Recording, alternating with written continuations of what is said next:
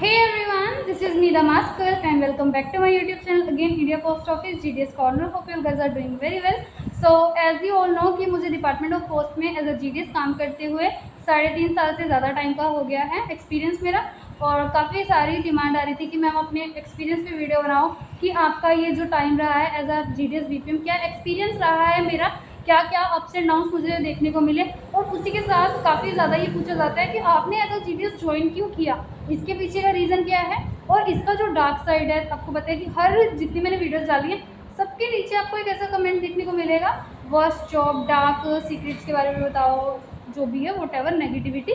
सो उन सभी पॉइंट्स के बारे में आज की वीडियो में मैं डिस्कस करूँगी, आप सबको प्रॉपर एलेबोरेट करके बताऊँगी वट वाज माई एक्सपीरियंस और अभी क्या चल रहा है और मैंने क्यों ज्वाइन किया और जो सिलेक्शन प्रोसेस है कि मेरा जो पर्सनल सिलेक्शन प्रोसेस था कैसे कैसे मैंने इसको ज्वाइन करा है, क्या क्या प्रोसीजर है, क्या अप्स एंड डाउन्स मुझे उस वक्त देखने पड़े थे। अगर मेरी सिलेक्शन प्रोसेस के ऊपर आपको एक वीडियो चाहिए तो मुझे कमेंट सेक्शन में बता देना, मैं इसके ऊपर भी एक प्रॉपर वीडियो बना दूँगी। सो सबसे पहले बात करते हैं कि why I was joined as a GDS BPM। सबको पता है कि मैंने 2021 में ज्वाइन करा है।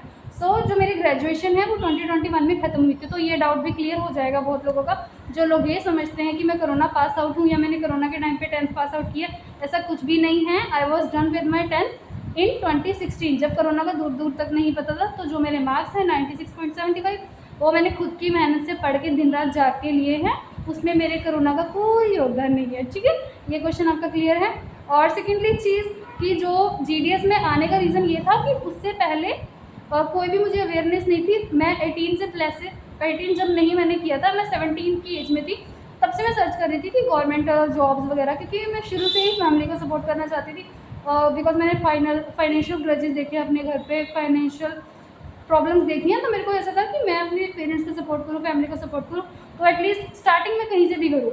तो मेरे फादर का एक था कि उनको ये था कि आप अगर करोगे स्टार्टिंग भी छोटी जॉब से करो, but at least you should go for the government. उनको कभी इस चीज़ से एग्री थे ही नहीं कि मैं प्राइवेट सेक्टर में जाऊँ, बट मेरा ये था कि मैं उनको फाइनेंशियली सपोर्ट करूँ, चाहे मैं प्राइवेट सेक्टर से करूँ, चाहे मैं गवर्नमेंट सेक्टर से करूँ।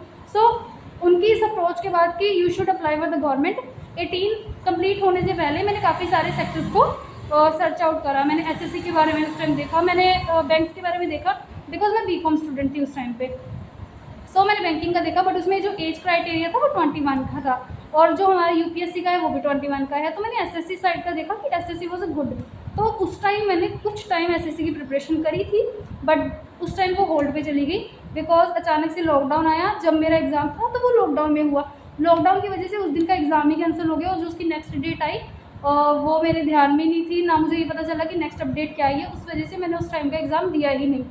सेम ईयर पे 2020 अक्टूबर में मैंने अप्लाई करा था। 2020 मेरे ख्याल से अगस्त सितंबर में मैंने अप्लाई करा था फॉर उत्तराखंड। मेरा फैमिली बैकग्राउंड जो है उत्तराखंड से है। उत्तराखंड की उस टाइम वैकेंसी आती थी। इस टाइम पे जो हमारा DOP डिपार्टमेंट है ये पूरे इंडिया लेवल की वैकेंसीज निकालता है वन टाइम में। बट जो पहले से अप्लाई कर रहे हैं या जो पहले से सिलेक्टेड है उनको ये चीज़ पता है कि जो पहले डिपार्टमेंट ऑफ पोस्ट की GDS की वैकेंसीज आती थी वो हमारा सर्कल वाइज आती थी, लाइक उत्तराखंड की आगे, फिर हरियाणा की आगे, फिर दिल्ली की आगे, फिर पंजाब की आगे। उस टाइम जब मैंने 18 प्लस हुई मैं, उस टाइम पे हमारा कहीं से भी हमारा जो है डिपार्टमेंट ऑफ पोस्ट की वैकेंसीज जो हैं वो नहीं आ रही थी पंजाब स्टेट से। तो मैं पंजाब से हूँ, उस टाइम उत्तराखंड की आई, तो मेरा फैमिली बैकग्राउंड वहाँ से है। मैंने उत्तराखंड अप्लाई कर दिया। तो मेरी फैमिली भी इस चीज़ से एग्री थी कि हाँ अगर गवर्नमेंट है तो नो प्रॉब्लम, कुछ टाइम के बाद ट्रांसफ़र तो हो ही जाता है। मेरा वहाँ पे हुआ। उस टाइम मुझे भी नॉलेज नहीं थी। आज मैं प्रॉपर अपना पर्सनल एक्सपीरियंस शेयर कर रही हूँ। जो लोग बोलते हैं ना कि हमने तो BPM की जॉब चाहिए थी बट हमें ABPM मिल गया, हम तो ऐसा चाहते थे हमारे पास MD हो बट हमें सिंगल हैंडेड ब्रांच मिल गई। तो उस टाइम मुझे कुछ भी नॉलेज नहीं थी, ना मैंने कोई वीडियो देखी और ना मैंने प्रोसेसिंग देखा। जो मतलब स्टेप बाय स्टेप मेरी स्क्रीन पे आता रहा मैंने उसको फिलअप किया। और मुझे उस टाइम इतना भी नहीं पता था कि BPM ABPM में क्या फ़र्क है।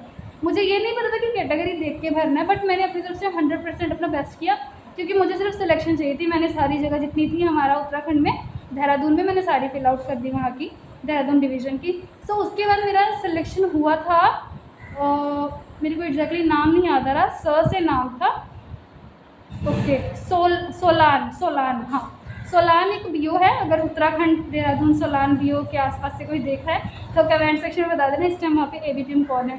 सोलान में मेरा हुआ था, वो पहाड़ों पे जाके व्यू है, प्रॉपर ना बहुत अच्छा व्यू है वहाँ का। सो वहाँ पे मेरा हुआ था कि सिलेक्शन हो गया, मुझे वेरिफिकेशन के लिए लेटर आई।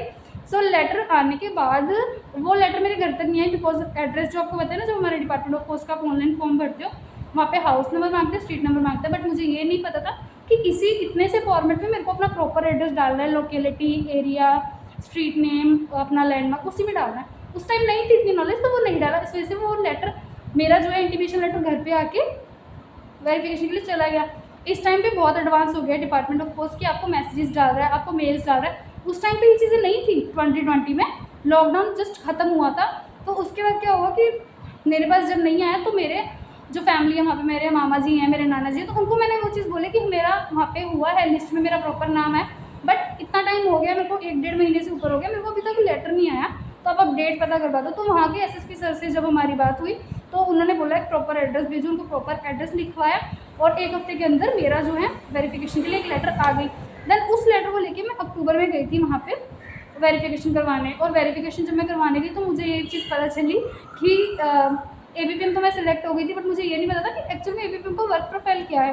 वहाँ पे जाके पता चला कि मुझे डाक बांटनी पड़ेगी और पहाड़ों पे बहुत ज़्यादा इशू होते हैं। और वहाँ पे एक अनार बीओ भी थी, तो मुझे 2-3 नाम पता है वहाँ पे, सोलान, अनार, और वो सारा मिलिट्री कैंपस है देहरादून का। तो वहाँ से डाक बांटनी थी, तो मुझे कोई इशू नहीं था, मैं कि चलो वैसे सिलेक्शन हो जाएगी तो बेटर है।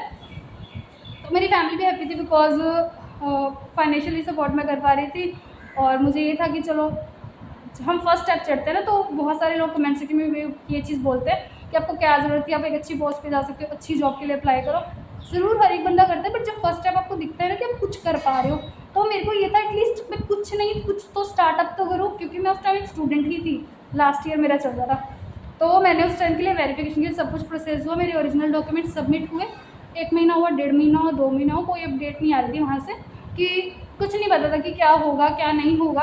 उससे पहले मैंने यूपी का भरा था, बट यूपी में मेरा कोई लिंक नहीं है, जिस मैंने भरा था उसमें नाम आ गया था, बट मैंने वेरिफिकेशन नहीं करवाई थी क्योंकि वो बहुत दूर था, वहाँ पे तो पॉसिबल ही नहीं था। तो उत्तराखंड का किया अक्टूबर में। उसके बाद दिसंबर में हमारी पंजाब की सर्कल की वैकेंसी आती है। मेरा वेरिफिकेशन इतना लंबा चला वो कि मेरे ओरिजिनल डॉक्यूमेंट्स वहाँ पे थे, बट वेरिफिकेशन सक्सेसफुल नहीं हो पा रही थी, वो अटका हुआ था। तो जब मैंने यहाँ पे भरा तो उसकी लिस्ट जनवरी-फरवरी में मेरे पास आ गई कि उसमें मैं शॉर्ट लिस्टेड हूँ। मेरिट लिस्ट आ गई थी जो हमारा पंजाब का था और जलंधर में हुआ था। तो उस टाइम मैं बहुत खुश थी, मेरे पेरेंट्स बहुत खुश थे कि चलो हमारा देहरादून की बजाय डायरेक्टली पंजाब में सेलेक्टेड हो गया है। थोड़ा दूर है डिस्ट्रिक्ट, इट्स ओके, और ट्रैवल का कोई इशू नहीं है, बट एटलीस्ट मैं अपने पेरेंट्स के नियर बाय रहूँगी। तो उस चक्कर में मैंने वहाँ से अपने सारे डॉक्यूमेंट्स मंगवाए, वहाँ के एसएसपी सर से बात करी, उन्होंने भी ये चीज़ बोली कि प्रोसेसिंग में। तो वहाँ पे एप्लीकेशन डाली कि ड्यू टू मेरी दिस रीज़न कि मेरा यहाँ पे सिलेक्शन हो गया, इस वजह से मुझे अपने ओरिजिनल डॉक्यूमेंट्स फैक्स पेज चाहिए।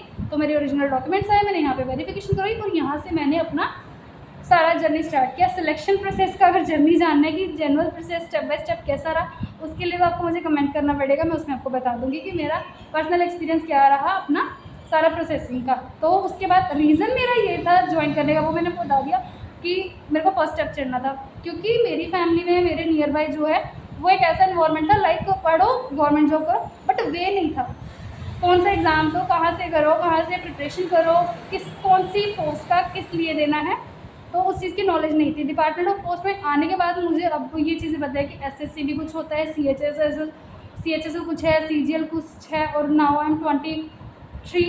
तो मुझे ये भी पता है कि यूपीएससी वगैरह है, बहुत सारे गवर्नमेंट्स हैं कि हम कर सकते हैं, बट मुझे ये है कि अब हम इसमें हैं तो थोड़ा इससे प्रोग्रेस हो। देखो, अगर मैं डार्क साइड की बात करूँ तो हर सिक्के के 2 पहलू होते हैं। अगर हम सिक्के का एक पहलू देखेंगे, दूसरा नहीं देखेंगे, तो सिक्के की कोई वैल्यू नहीं रह जाएगी। आपको ये लगता है कि हमारा डिपार्टमेंट ऑफ पोस्ट में एज अ बीपीएम के ऊपर इतना प्रेशर है, ऐसा नहीं है। जो हमारे ऊपर सीनियर्स हैं उनके ऊपर भी सेम प्रेशर है जो उनके सीनियर्स हैं। बिकॉज अब अगर आप प्राइवेट सेक्टर में भी काम करते हो, बहुत सारे ऐसे कमेंट्स आते हैं कि प्राइवेट सेक्टर्स में तो ऐसा कुछ होता ही नहीं है। ऐसा कुछ भी नहीं है, ये वहम है, वहम निकाल दो। क्योंकि अगर प्राइवेट सेक्टर में आपको 10,000 दिया जा रहा है तो आपको 40,000 का काम उनको करके देना पड़ेगा। डिपार्टमेंट ऑफ पोस्ट में 3 महीने का प्रेशर रहता है। आई एग्री विद दिस, जनवरी, फरवरी, मार्च, क्योंकि फाइनेंशियल ईयर खत्म होने वाला होता है तो आपको अपना 101% देना होता है। सो अभी जो टाइम चल रहा है हमारा अप्रैल, मई, जून, जुलाई, कोई प्रेशर नहीं है। आपके पास जितना काम है आप उसको न्यूट्रली लेके चलो। जो काम आपको करना है, बुकिंग्स करनी है, अकाउंट्स ओपन करने को, वो तो बेसिक काम है, बट प्रेशर कुछ नहीं है। प्रेशर एक टाइम पे होता है, क्योंकि वो तो थोड़ा सा फर्ज बनता है कि हमने पूरे साल नहीं करा है, तो एटलीस्ट हम 2-3 महीने ईमानदारी से दें, ताकि हमारे डिपार्टमेंट ऑफ पोस्ट को, जो भी हमारे डिविजन्स को कुछ टारगेट्स अलॉट हुए वो कंप्लीट करने में हमारा कुछ योगदान हो। और काफ़ी सारी मैंने अचीवमेंट्स भी ली हैं डिपार्टमेंट ऑफ पोस्ट की तरफ से। जो लोग मुझे पहले से जानते हैं उन्होंने मेरे इंस्टाग्राम पे भी मेरे प्रोफाइल पिक्चर पे पिक्चर्स देखी होंगी, और ब्लॉग्स भी उस पर आए हैं मेरे पर्सनल चैनल पे। अगर आपने वो चीज़ों का एक्सपीरियंस जानना है कि मेरा क्या रहा, तो वो भी मुझे बता देना, मैं ज़रूर उस पर वीडियो बना दूँगी। So this is for today.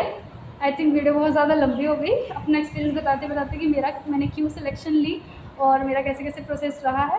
तो ये जो वहम है ये सबका आई थिंक निकल गया होगा कि मेरा ये कोरोना पास आउट हूँ। मैं पहली बार तो कोरोना पास आउट स्टूडेंट नहीं हूँ, और सेकेंडली चीज़ ऐसा नहीं है कि मैं फ़र्स्ट टाइम में सिलेक्ट हुई हूँ। मेरा यूपी में सिलेक्शन हुआ था, बट वहाँ पे तो मुझे जाना नहीं था। वो जिस मैंने देखा था कि मेरा होगा कि नहीं होगा सिलेक्शन, उत्तराखंड में मैंने ड्रॉप आउट कर दिया।